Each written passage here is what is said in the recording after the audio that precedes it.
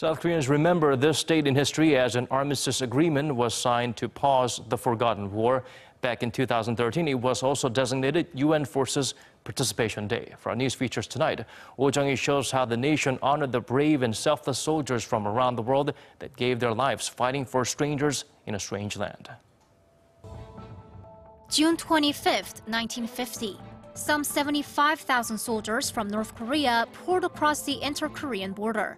The UN Security Council immediately urged the North to halt its hostilities, but with no response coming, the Council called on the member states to provide South Korea with the necessary assistance.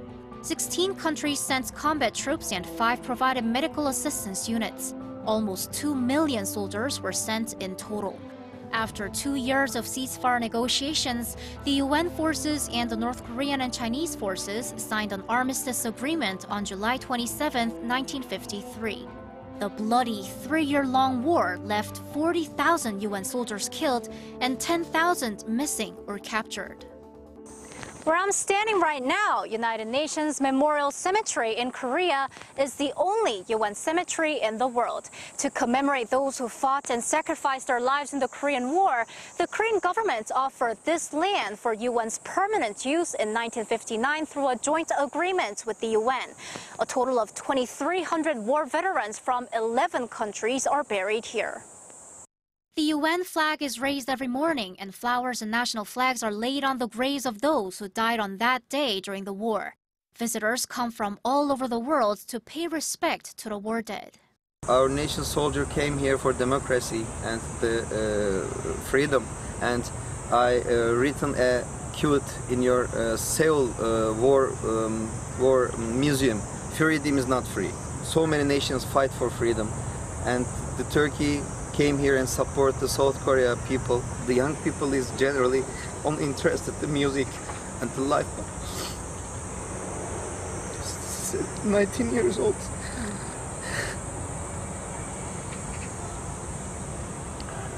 Sorry.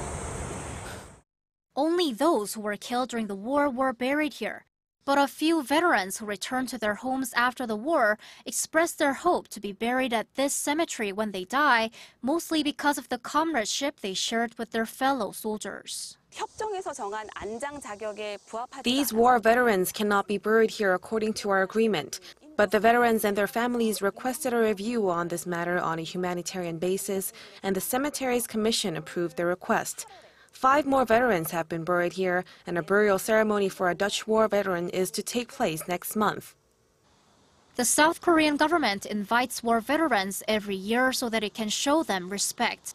This year, roughly 130 war veterans from 15 countries visited the inter-Korean border town of Panmunjom and the National Cemetery to pay tribute to their fellow soldiers.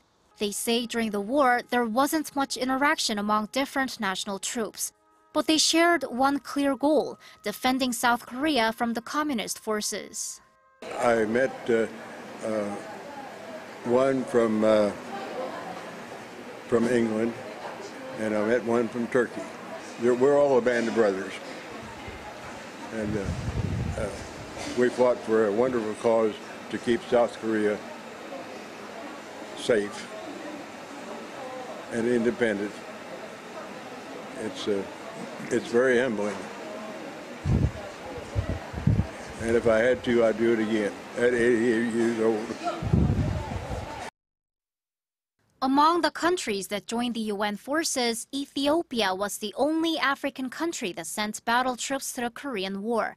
Then Emperor Haile Selassie I sent his imperial bodyguards to South Korea right after the war broke out, and over 6,000 soldiers were dispatched to South Korea until 1965 for the war and the post-war reconstruction. Tadessa Metaferia, a war veteran from Ethiopia, says back then he was completely absorbed in the fierce battles, and now he feels proud that he contributed to making the current South Korea. We got an order from the emperor that we should fight and win. So we fought until the end, thinking that we must win and we can't return. I'm very happy to visit Korea again. It's my first time in almost 70 years. Support from UN member nations played a critical role in helping South Korea recover from the war and develop. Now it's South Korea's time to fulfill its roles in the international community as a recipient-turned-donor country to promote peace and freedom in the world. 오정희, 아리랑 뉴스.